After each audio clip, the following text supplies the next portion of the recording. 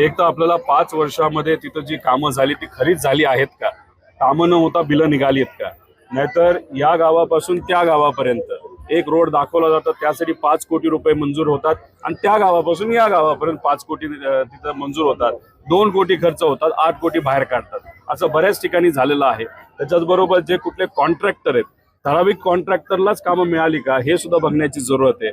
आणि त्या कॉन्ट्रॅक्टरच्या मागे कर्णधार कोण, त्याचं नाव कराडच निघणार आहे, तर त्या व्यक्तीचं नाव सुद्धा पुढे आलेलं पाहिजे. त्यामुळे ही कामं बघून जे काय पैसे खाण्यात आलेले आहे, भ्रष्टाचार झालेला आहे, कुठेतरी लोकांसमोर आणण्याची जरूरत आहे. पण सरकार जी काय एन्क्वायरी लावते त्याच्यातून काही निघेल असं वाटत नाही. ज्युडिशियल एन्क्वायरीवर आपल्याला विश्वास ठेवता येईल. कारण ह्याच्या आधी SIT लावले, बऱ्याच काय गोष्टी झाल्या, तर ते SITतून काही आजपर्यंत निघालेलं नाही.